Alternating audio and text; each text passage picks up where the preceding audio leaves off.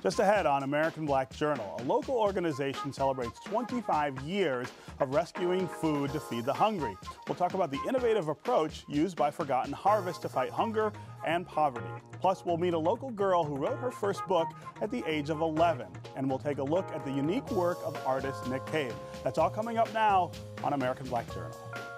At DTE Energy, we believe that we have a greater responsibility. We believe that being part of a community means being involved in the fabric of that community, investing time, effort, and resources in the communities we serve. DTE Energy Foundation is a proud sponsor of American Black Journal.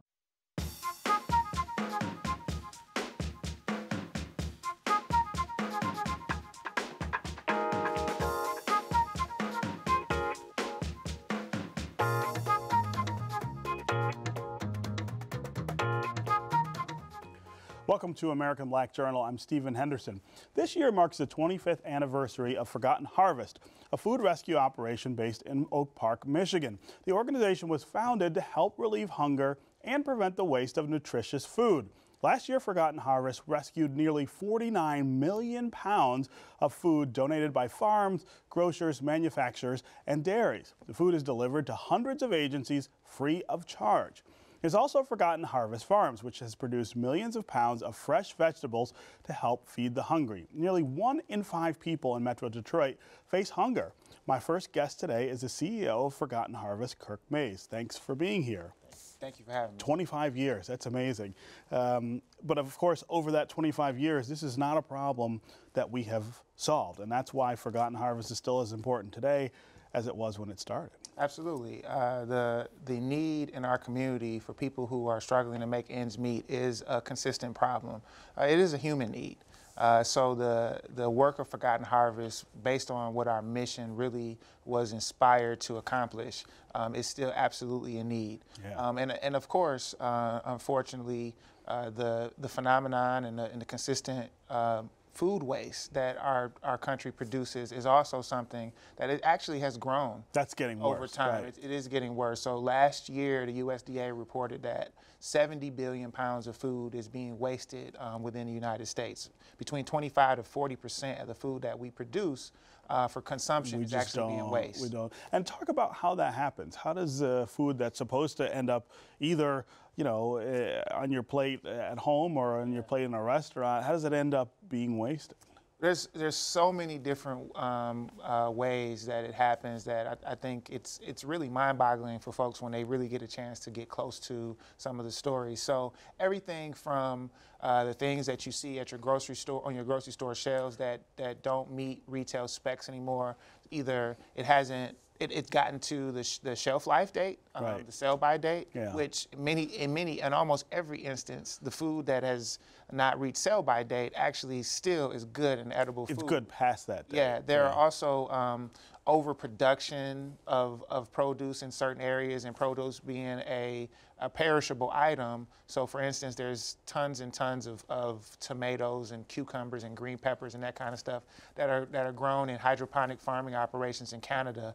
And when they produce past their need, there's an excess that becomes waste, or maybe there's an item that doesn't meet the retail spec of that particular grower going to market. And those are just a few ways that we've been able to identify and capture some food waste that's happening in our local area. Right, and you guys take the food and you repurpose it, you give it to agencies that are helping to feed the poor. Exactly. When we are doing our groceries pickup from the retail locations, for instance, the way that we actually implement that program is that our trucks leave largely in the mornings empty, and they come back in the afternoons empty. So we have our drivers hitting about 12 to 15 places to pick up food at our local retailers, and then they take it straight to about 3 or 4 community agencies to drop it off. So if we do get the milk that has passed its shelf life, it's getting to a family that day. Right. So you still have all that time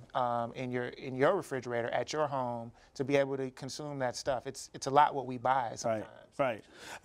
One of the things that I've always thought was true and heard is true is that, and you seem to be backing this up, there's no good reason for people to be hungry in this country. We have enough food. We produce enough food. The problem is matching the production and the distribution of that food with need. So you have places like Detroit where you have high concentrations of people who either because they can't afford it or can't get to it are unable to access that food. How do we bridge that gap a little better? I mean, you guys are doing it, Yeah. but it seems like that should happen on its own. Yeah, and laws are changing, have changed, and policies within the for-profit world and the food industry are changing to meet that challenge. So on one end, food manufacturers and producers all over the world are now looking at ways to make sure that their processes are more efficient, just so that there's less waste in the system. In the first place, yeah. Another thing to consider is that only within the last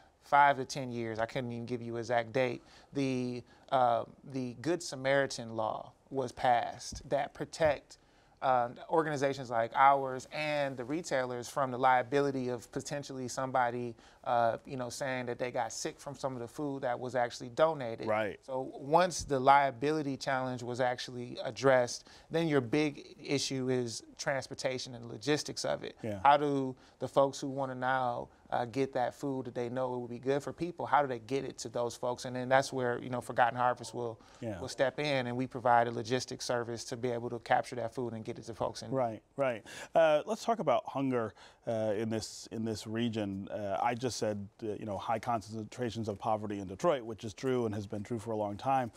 The new reality, though, is that poverty is much more spread out than it used to be. Are you guys getting more demand from areas outside or agencies that serve areas outside the city?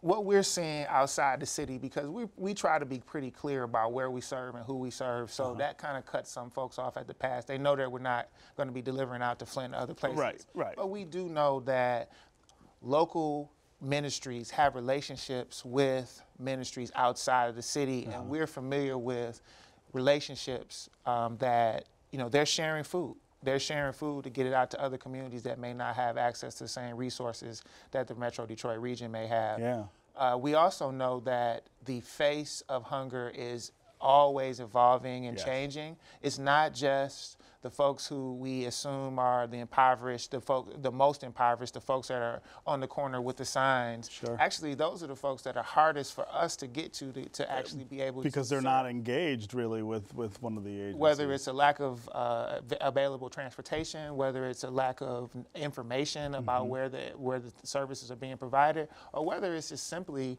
a challenge for them to actually consume the product that we're getting out there. So if you don't live anywhere and your local church is giving out boxes of food, where do you take that perishable Where are you food? going to cook it? And Exactly. where are you going to store it? Yeah. And what we're really finding is that as the economy is shifting and more people are going back to work, we're finding that the gray space is getting larger. And let me explain that. So 40% of our working economy are folks who are between the ages of 35 and 60 years old. And those that make between $35,000 and $50,000 a year, depending on family size, they don't qualify for SNAP benefits. For the kind of government assistance, Exactly. So the gap has to be filled with outside services like Forgotten Harvest and Gleaners and Focus Hope and the other organizations that are out there. Right. Now, these are families that are working 2 jobs, may have a job that doesn't help make ends meet, and they're making different decisions. It's not as much we're not going to eat tonight, but we can't have the food that was at this level of quality. We're going to have to spend less, and food is becoming more of a flexible budget item on families' decision-making table. So we're finding that people are making decisions that either are reducing the amount of fresh, healthy food or increasing, the amount of food that is cheaper and could also be unhealthy for their well, lives. and that's a really important point. It's not just about getting food to people. It's about getting them food that's good for them and getting them to make the same healthy choices that we try to get middle class and upper class families to make. Exactly. One of the most shocking revelations for me since I've been at Forgotten Harvest and really becoming a student of this space is that how closely the link between obesity is to hunger. There are a lot of folks who are making decisions to eat things that are not healthy for them, and it's adding to those ongoing health issues from diabetes to high blood pressure Sure. to just having high caloric diets that aren't conducive to a healthy lifestyle. And if we could get more low-cost fruits, vegetables, and healthy foods on the tables of our families, especially our children, Yeah. we know it will have a positive effect on all of our society. Right, right. As I said in the open, 25 years Forgotten Harvest. Sort of cast that out 25 years. Maybe you'll still be the CEO. I'm not sure. Maybe. Yeah, You're yeah. young enough. You could be. It could be. You know, and it's exciting enough of an organization. The work is really meaningful. I mean, this boils down to serving humanity in many ways. And because of that, there is a level of fulfillment that I feel honored and blessed to be able to really, you know, partake in from being in a leadership role here. Forgotten Harvest going forward, we want to continue to make sure that we're doing the best for our community. So that means making sure that the food that we're providing to the community is fresh, that it's healthy for the people that we're serving. We want to make sure that we also raise the volume of the conversation around ending advocacy. hunger. That's right. And that involves advocacy, but that also involves partnership. Yes. So for many years, there has been a relationship between us and Gleaners that hasn't been necessarily the best partnership. Today we're looking at each other as partners. Not they did what they did over there, but then we did what we did over here. But together we did 82 million pounds for our community. And we're close. We're closer than probably any time in recent history to really making real headway in reducing hunger. But it's going to take more than just us and Gleaners. It's going to take all the social service organizations coming together, sharing information, and figuring out how we can best improve quality of life for people, because hunger really is bigger than food. All right. Kirk Mays, CEO of Forgotten Harvest. Thanks for being here. Thank you, Steve. Just ahead on American Black Journal, we'll meet the young author of a children's book. Plus, we'll take you inside Nick Cave's colorful exhibit at Cranbrook Art Museum. That's next, right after this look at some important moments in Detroit's Black history. I'm Ken Coleman with a look back at African American life in Detroit. This week in 1931, award-winning actress Della Reese was born. In 1964, Jet magazine featured attorneys Claudia Morcom and Anna Diggs Taylor for their civil rights activism. And in 2000, Gregory Ingram of Oak Grove AME Church was elected to serve as a bishop. These are significant events this week in Detroit's Black history, taken from the book On This Day, African American Life in Detroit. Here at American Black Journal, we like to showcase the achievements of African Americans of all ages. My next guest wrote and published her first book at the age of 11. The book is titled Smoke and Coal. It's about the adventures of two cats who have their peaceful lifestyle threatened by the local bully, a cat named Storm. The author is Eden Comer of Southfield, an avid reader and writer who loves cats. I'm pleased to have Eden here today, along with her father, Carlton Comer, who edited the book. Welcome to American Black Journal.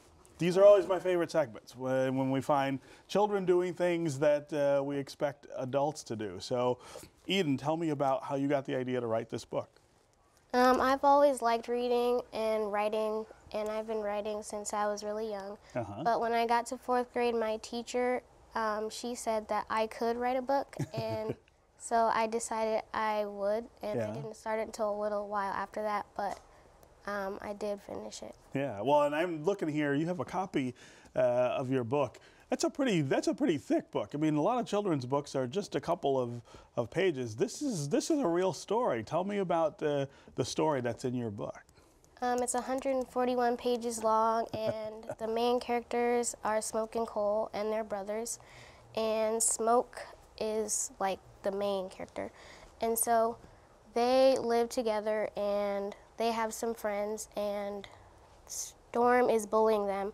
So they go and find some help some other places, and they have to like get rid of him. Yeah. Well, and that's a good story about cats. I'm somehow imagining that you probably have a couple of cats of your own. Oh, you wish you did. You don't have cats. But I'm also imagining that the bullying part of this story is something that maybe you're concerned about in your school, or that you see happening around in your neighborhood. Well, I don't really see it in my school. My school is actually pretty nice, but I have a friend who moved away, and she doesn't really get bullied, but I am concerned about bullying, and I don't like seeing people bullied. Yeah. And I see people bullied online. Yeah, So yeah. I don't want that to happen. Yeah. Carlton, obviously you're very proud of your daughter. Tell me though, it's still, I'm always thinking that the parents have to be shocked on some level when your child does something that, again, like I said, is something that you would expect an adult to have to be able to do. That's totally the case. Steve, we knew Eden was working on a book, my wife and I, and I didn't really check into kind of her work on it partially through. She just brought it to me and said, "Dad, I'm done with my book." Here's my book. So I looked Edit at it and I was thinking kind of Three Little Pigs or something, you know, and it was 140 something pages. I was like, wow, this is a real book. This is a story. You start reading it. I was, getting into it and, wondering what the cast were going to do next and was Smoke going to win? Was Storm's going to win? I was really into it. And so we're super proud of her. Yeah, she's exceeded our expectations. Yeah, yeah. So Eden, tell me, you've published a book at age 11. I'm 44 years old. I have not published a book. Tell me what you want to do when you grow up. Do you want to be a writer? I do want to keep writing, but I also like animals, so I want to be something like a veterinarian. And I am like interested in graphic designing, so yeah, I might do that too. Right, right. Carlton, talk about how, as a parent, how important it is to not just nurture what your kids want to do or what they're interested in, but to sort of manage it. In other words, to keep keep that energy alive and that ambition and focus it on a goal. I mean, this is somebody who could obviously be an author when she grows up, but there's lots of things that she would have to do other than just writing this book to get to that space. Well, it's ambitious. I think every parent wants their children to do extremely well, and we set goals for our children.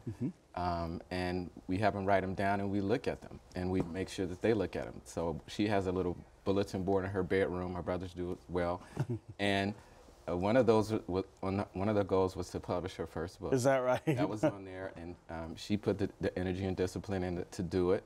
What's interesting is she just gave me a draft for the second one, which is like part 2. Oh, another book. She hasn't named it yet, but it's a sequel. I guess we'll call it to that. But we spend deep quality time with our children and talk to them about what we want their future to be, and they have boundaries. And yeah, right, right. How much help is the school that she's in? I mean, it sounds like they're playing a role too in helping to sort of focus that ambition and that energy.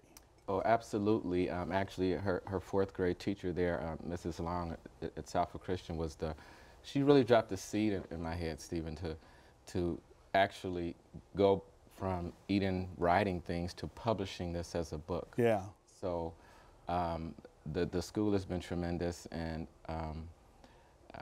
given the background, just the general coursework, but also challenging her academically. Eden has other awards that she's gotten academically from the school, and they give her a chance to do advanced reading work because she's above her grade. Right. Yeah. So Eden, tell me about some of the other things you like to do. You're still young. I know you're busy writing your second book, as your dad said, but there's got to be some other things that have your interest. Most of the time, I like to play my personal computer and go on Animal Jam.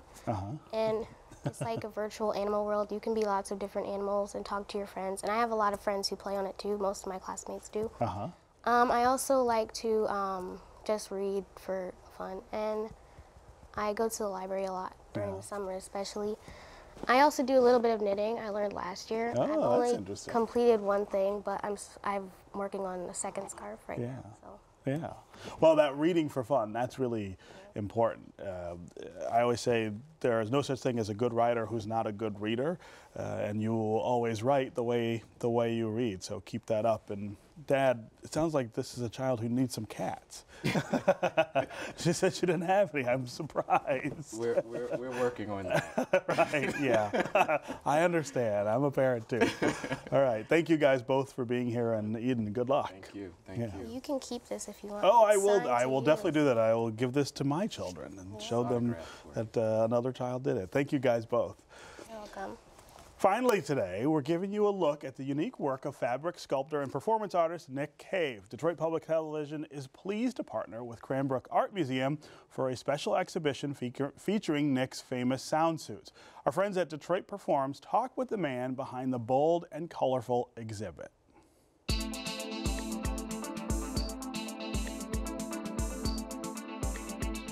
I can either create art that's offensive, defensive, or I could create art that is accessible.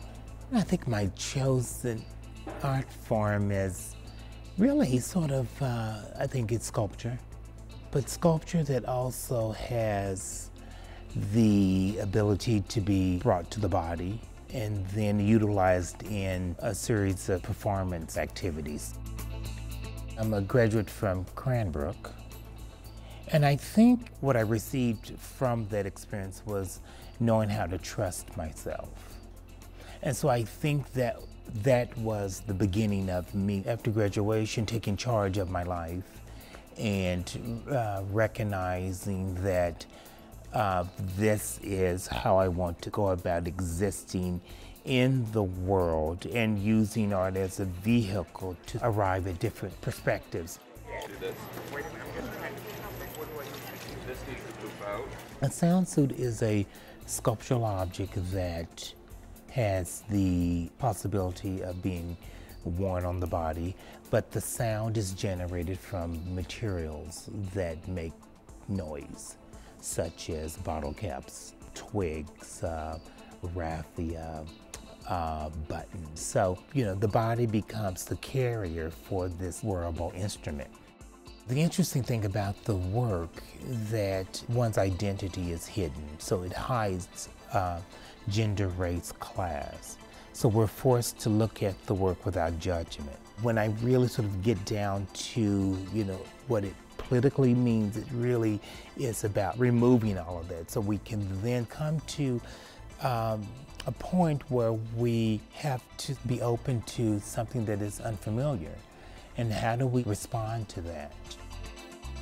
Detroit was such a critical part of my education, being in an urban environment and yet be in this rural sort of setting. It just really created the balance that I needed. So it's really me also giving back to Detroit what it sort of provided for me. I want to function as a change agent, and also I'm interested in the role as an artist with a civic responsibility. That, are there ways in which, I can come here and help sort of rejuvenate, help jumpstart, help recognize the amazing talent here. Nick Cave here is such a vast project. There's the solo exhibition here at Cranbrook Art Museum, which, there's a lot of educational sort of programming around that. But I tend to bring the physical work to a city and then really start to do research and to pick my cast from the city. So we bring the work and then hire the community to build the work, leaving an imprint versus an impression. At the Detroit School of Art, we're presenting the project titled Heard. So we're working with the dance and music department there. Cranbrook approached us. They said that we have this year-long project involving Nick Cave, and we would like him to bring his work to your students at Detroit School of Art, so we just jumped at the chance. So it's really interesting for me as a artist, choreographer, to be able to come into a school setting and to provide a different point of view to these students and allow them to be part of building an experience. For them to be able to take what they have learned in the classroom and then apply it to an actual performance where they're still sharing their talents with other people and working with a professional artist is just a great combination, especially being in a performing arts school. He's looking to work with our dance students to do a performance that incorporates his sound suit and a performance at the River Days Festival. For me, the project here is a project that, you know, it's just getting me closer and closer to how I want to function as a citizen in America. And so I think that, you know, this project offers me, again, another amazing platform to speak about what I stand for and what I stand behind. So I'm excited about it and really excited about coming here and working and being effective and leaving with a purpose being delivered. Nick Cave's exhibit runs through October 11th at Cranbrook. That's our program for today. Thanks for watching. You can get more information about our guests at AmericanBlackJournal.org. And as always, you can connect with us on Facebook and on Twitter. Plus, you can also hear our program on WDET 1019 FM. We'll see you next time on American Black Journal.